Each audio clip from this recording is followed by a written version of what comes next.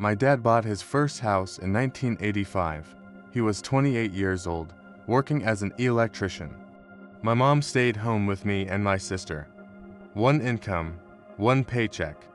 And that one paycheck bought a 3-bedroom house, 2 cars, yearly vacations, and he still managed to put money away for retirement. Last year, I sat down with my buddy Marcus. He's 32. His wife Kaisha is 30. Combined, they make $127,000 a year. That's more than triple what my dad made in 1985, even after you adjust for inflation. Marcus and Kaisha can barely afford their 2-bedroom condo. I asked him straight up, "Bro, where does your money go?" He pulled out his phone, opened his banking app, and we went through it together. By the end, we were both sitting there in silence, because what we found didn't make any sense. Or at least, it didn't make sense until I understood what was really happening. Marcus isn't bad with money. He's not buying Gucci bags or leasing Ferraris. He's trapped. And if you're part of a 2-income household right now, there's a very good chance you're trapped too. Let me show you exactly how this trap works, why it exists, and more importantly, how to escape it. Today we're breaking down the biggest scam in modern American economics that nobody talks about. Let me tell you about Marcus and Kaisha because their story might sound familiar. Marcus works in logistics management, makes $72,000 a year. Good job, stable. Kaisha is a registered nurse, makes $55,000 a year. Also a good job. Important work. Combined household income, $127,000. That puts them in the top 30% of American households. On paper, they should be winning, building wealth, saving for their kids' college, taking nice trips, feeling secure. Here's their reality. They have $3,400 in savings. That covers about 6 weeks of expenses if something goes wrong. They have $14,000 in credit card debt. Last month, their refrigerator died. They put the replacement on a credit card because they didn't have the cash. They both work full-time. Kaisha sometimes picks up extra shifts. They have 2 kids, ages 4 and 7. They see each other for maybe 2 hours a day on weekdays. Those 2 hours involve cooking dinner, helping with homework, giving baths, and collapsing on the couch exhausted. Marcus told me something that stuck with me. He said, "I don't understand it. We make good money. We don't waste it. But it feels like we're running on a treadmill that keeps speeding up." He's right. He is on a treadmill. It's called the 2-income trap, and it was designed to speed up. Let me take you back in time because this is where it gets interesting. In 1970, about 43% of women worked outside the home. Most middle-class families ran on one income. Dad worked, Mom managed the household. That was the standard setup. Here's what most people don't understand about that setup. It worked. Not just barely worked. It actually worked well. A single income in 1970 could buy you a house. Not a tiny house, a real house. The average family spent about 25% of one income on their mortgage. That same single income paid for food, a car, clothes, utilities, and still left room for savings. And here's the secret weapon that family had, a backup plan. If Dad lost his job or got sick, Mom could go get a job. She might not make as much, but she could cover the basics while Dad recovered or found new work. That second potential income was like an insurance policy sitting in reserve. Now fast forward to today. About 57% of women work outside the home. In families with kids, over 60% have both parents working. We activated the backup plan. It's no longer backup, it's the default. Both parents working is now just normal, so we should be crushing it, right? To incomes instead of one, we should have way more money. Here's what actually happened. When everyone started earning to incomes, something predictable happened. Prices went up. Think about it like an auction. In the 1970s, families were bidding on houses with one income. When 2-income families became common, suddenly everyone had more money to bid with. What happens at an auction when everyone has more money? The prices go up.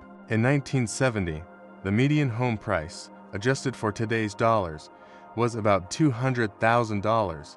In 2023, the median home price was over $400,000. Housing costs literally doubled.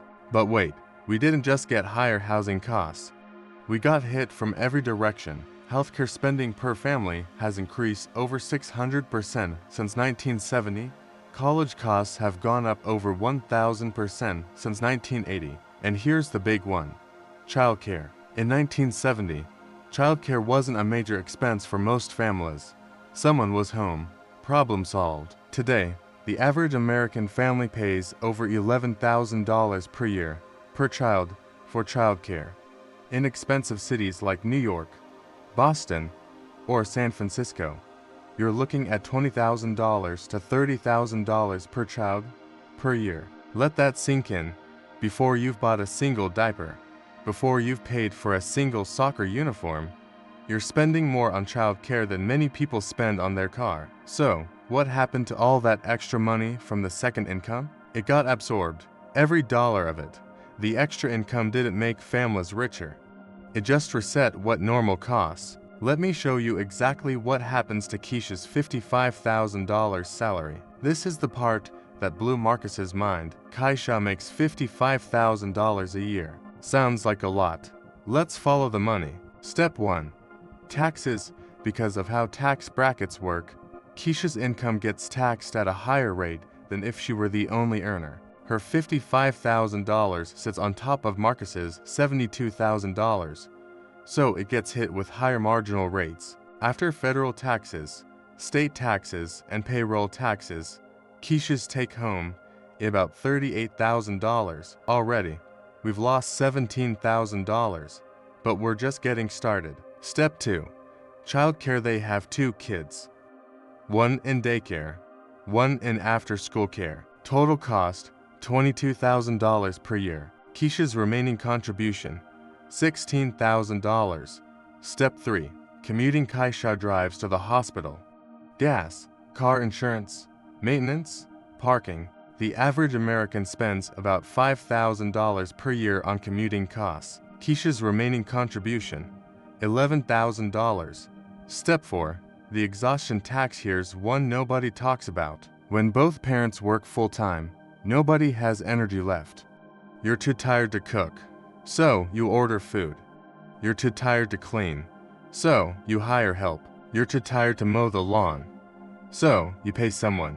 These exhaustion expenses add up fast. For Marcus and Keisha, it's about $6,000 a year in delivery food, convenience purchases, and services they wouldn't need if someone had time and energy.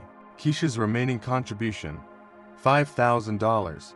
Step 5. Work expenses. Keisha needs scrubs, comfortable shoes, and professional gear. She grabs lunch at the hospital because she's working through breaks. Small stuff, but it adds up to about $2,000 a year. Keisha's remaining contribution, $3,000. Let's pause here. Keisha works 40+ hours a week. She misses breakfast with her kids most days. She comes home exhausted. She's away from her family for 50 hours a week when you include commute time. The household nets $3,000 from all that sacrifice. That's $250 a month. That's about $1.15 per hour of Keisha's time. And here's the crazy part. Marcus and Keisha didn't know this. They saw $127,000 on their tax return and assumed they were a $127,000 household. They made decisions based on that number. They bought a condo based on what 2 incomes could qualify for. They took on car payments based on what 2 incomes could handle. They live a $127,000 lifestyle while only netting maybe $80,000 in actual usable money. That's the trap. Here's where it gets scary. In 2003, a Harvard professor named Elizabeth Warren wrote a book called The 2-Income Trap. She studied over 2,000 families who had gone bankrupt. What she found sounds backwards. Families with 2 working parents were more likely to go bankrupt than families with 1 working parent. How is that possible? It comes down to one word: flexibility. The one-income family from 1970 had a backup plan. If something went wrong, the stay-at-home parent could get a job. The two-income family has already used the backup plan. There's nothing left in reserve. If Marcus loses his job, they can't make the mortgage payment. If Kaisha gets sick and can't work, they can't afford childcare and the mortgage and the car payments. Both incomes are already 100% committed. There's zero margin for error. It's like driving a car with no spare tire, no roadside assistance, and a gas tank that's always near empty. Everything works fine until it doesn't, and when it doesn't, you're stranded? A study by the Federal Reserve in 2019 found that nearly 40% of American adults could uncover a $400 emergency without borrowing money or selling something. 40%, and many of those people are in households making six figures. They're not broke because they don't earn enough. They're broke because their expenses expanded to swallow everything they earned, and they have nothing left for the unexpected. So what do you do if you're trapped? You can't just have your partner quit. You need both incomes. I get it. But here's the mindset shift that changes everything. Stop treating both incomes as permanent. Start treating the second income as temporary, as bonus money, as money that could disappear tomorrow. I call this the one-income foundation. Here's how it works. Rule 1. Set fixed costs based on one income only. Your mortgage or rent should be affordable on one salary alone. Your car payments, if you have any, should be coverable by one salary. Your basic bills, food, utilities, insurance, everything essential should fit within what one person earns. This means you probably can't buy the biggest house the bank says you qualify for. The bank looks at both incomes. You should only look at one. Rule 2. The second income goes to building, not spending. Whatever's left from the second income after taxes and work-related costs, that money has one job, making you financially unbreakable. First, build an emergency fund. 6 months of expenses minimum. Then, attack any debt, credit cards, car loans, anything with interest. Then, max out retirement accounts for 401k, IRA, whatever you have access to. Then, invest in a regular brokerage account. Every dollar you save is buying back something priceless. Options. Rule 3. Resist lifestyle inflation like your life depends on it. When you get a raise, don't upgrade your life, upgrade your security. When friends buy bigger houses, don't feel pressure to keep up. They might be one layoff away from disaster. The goal isn't to look wealthy, the goal is to be wealthy. And those are very different things. Let me show you what happens if Marcus and Kaisha make this switch. Right now, they have a mortgage that requires both incomes.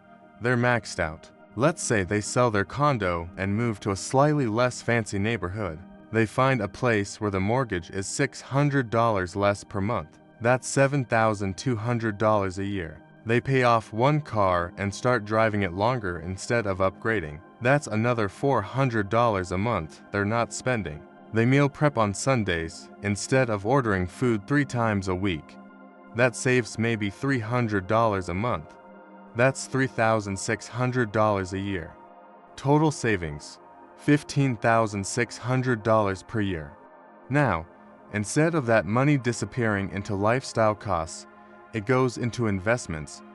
$15,600 per year invested at a 7% average return becomes $92,000 after 5 years to $115,000 after 10 years, $638,000 after 20 years. That's life-changing money. That's freedom. That's an option.